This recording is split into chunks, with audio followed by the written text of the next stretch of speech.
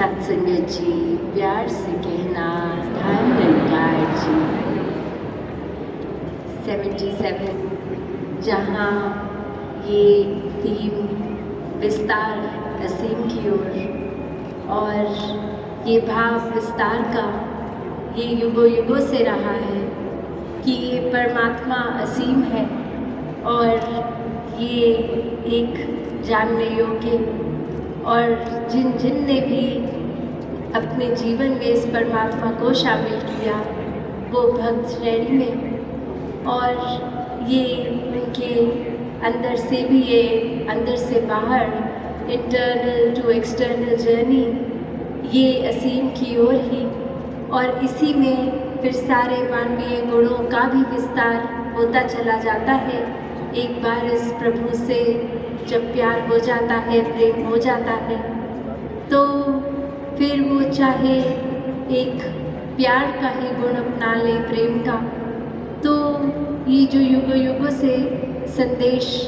रहा है लव दाई नेबर का, और कैसे फिर ये अगर गहराई में सोचा जाए कि सिर्फ नेबर तो वो नहीं जो हमारे बिल्कुल साथ रहते हैं, ये अगर अपने हम शरीर की ओर भी गौर करें तो ये दिल और दिमाग भी ये पड़ोसी ही तो हैं। अक्सर ये तालमेल दिल और दिमाग की ही नहीं रहती। ये मन तो चंचल कुछ भी सोचता है, अक्सर एक रूप ये कुछ मन कुछ और चाहता है और दिमाग कुछ और सोच लेता है। कैसे फिर ये अक्सर आजकल मन में तनाव की भी बात आती है, तो ये बैलेंस की बात जहाँ, तो जब ये बैलेंस मेंटेन होगा और वो सिर्फ परमात्मा को शामिल करके ही हमेशा का आनंद मिल सकता है, ये स्थिरता आ सकती है, ये मन में फिर विस्तार आ सकता है, अपनत्व आ सकता है, ये फिर ब्रॉड माइंडेडनेस आ सकती है, दिल इतना विशाल कि हर एक को एक्सेप्ट कर सकता है। ये फिर भाव हमेशा कि युगों युगों से जैसे संदेश हर पीर पैगंबर ने दिए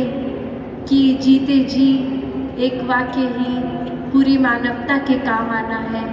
अपना ये जो स्पिरिचुअल ग्रोथ तो करनी है, साथ ही इस संसार के लिए वरदान बनना है। ये जीवन, ये संसार जैसे जब हमने जन्म लिया तो धरती जितनी सुंदर थी,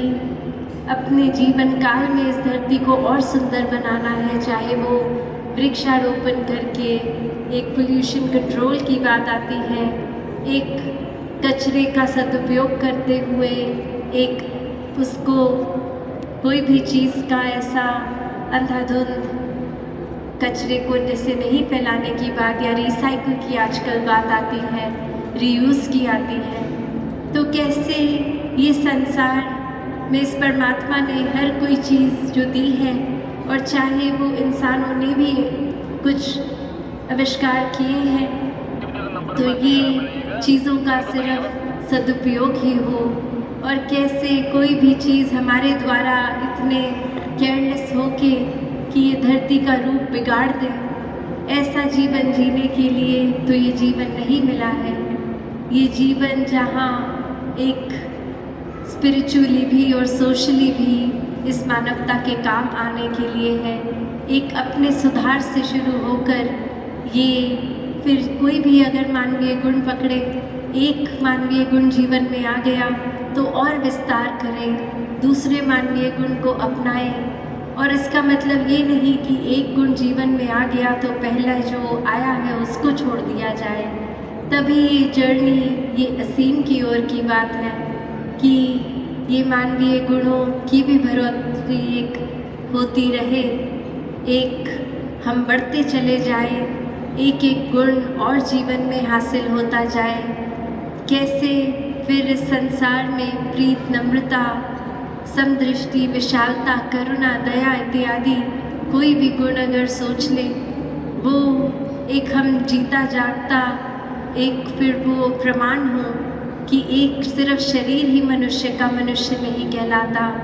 वाकई ही ये मानवीय गुण अगर है तो ही ये सफल जीवन है। और इसी तरह फिर इस परमात्मा, इस रूहान, इस की तरफ ही ये विस्तार होता रहे। और ये बीइंग बाउंडलेस वाली बात कि फिर कोई सीमा नहीं रहती। जब ये परमात्मा ही असीम है तो फिर ये प्यार का भाव भी ये असीम हो सकता है। एक जीवन में अपने पोटेंशियल की जो बात दैवीय होना संभव है और वो दैवीय होने तक की ही यात्रा ये विस्तार की बात है। एक अपनी सोच को, दिल को भी छोटे नहीं करने, हर एक से प्यार करना है। ये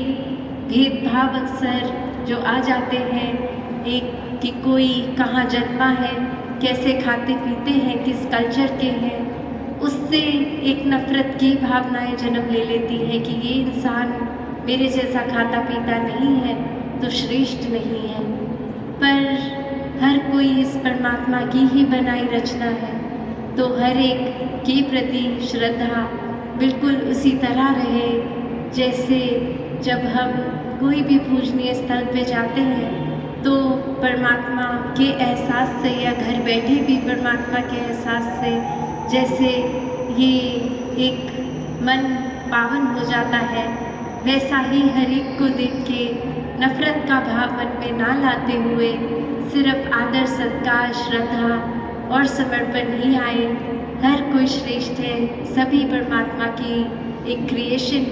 और हर एक से शिक्षाएं लेते हुए अपने जीवन को भक्तिमय करके ये रिस्ट्रिक्टेड ना रहे,